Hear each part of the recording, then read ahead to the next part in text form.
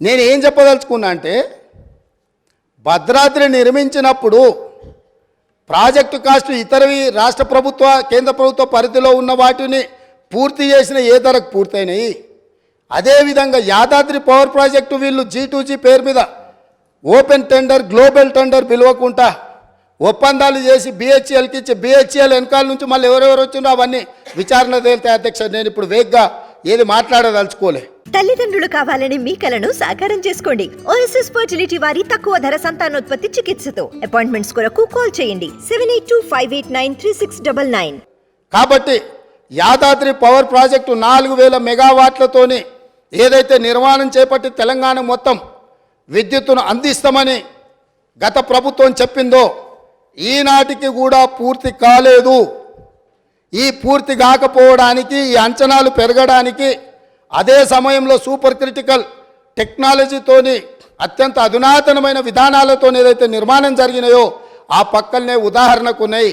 కాబట్టి ఈ 3 ప్రాజెక్టులు, ఒకటి ఛత్తీస్గఢ్ ఒప్పందం, 2 భద్రాద్రి కొత్తగూడెంలో నిర్మించిన 1080 మెగావాట్ల నిర్మాణము ఒప్పందం, అదేవిధంగా 3వది యాదాద్రి థర్మల్ పవర్ ప్రాజెక్టుకు సంబంధించి BHELతో చేసుకున్న ఒప్పందాల నుంచి ఈనాటికి జరిగిన పరిణామాల మీద వారు కోరుకుంటున్నారు. కాబట్టి పారదర్శకంగా ఉండాలని వారు ముందుకు వచ్చినందుకు అభినందిస్తూ మా వైపు నుంచి కూడా మేము పారదర్శకంగా ఉన్నాం. తమరి అనుమతితోని జ్యుడిషియల్ ఎంక్వైరీకి ఈ 3 ప్రాజెక్టుల్లో మేము రెఫర్ చేస్తున్నాము.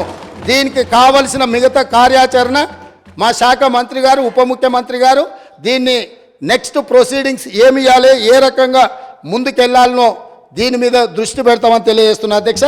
మేము విద్యుత్ సామర్థ్యాన్ని పెంచినామని పదే తెలంగాణ రాష్ట్రం వచ్చినాడు 7778 మెగావాట్లు ఉండే ఈరోజు 19475 మెగావాట్లు మేము సాధించినామని చెప్తున్నారు అధ్యక్ష. ప్రభుత్వ రంగంలో వీళ్ళు సాధించింది గుండు సున్నా కొత్తది. ఎందుకు అని అంటే ఇక్కడ సోలార్ చూడండి అధ్యక్ష, ఈ పేజ్ నెంబర్ 7లో ఆనాడు 74 మెగావాట్లు ఉంటే ఈరోజు 5600 మెగావాట్లు వచ్చింది. ఇది గవర్నమెంట్ సంస్థ నిర్మించింది కాదు, ఒకటే ఒక మెగావాట్ గవర్నమెంట్ నిర్మించింది ఈ 10 ఏళ్లలో. ఇవన్నీ ప్రైవేటు సంస్థలకు ఆనాటి ప్రభుత్వం టెండర్లు పిలిచి ఆనాటి ప్రభుత్వం ఒప్పందాలు చేస్తే వీళ్ళందరూ ప్రైవేట్లో వీళ్ళు నిర్మించుకున్నది.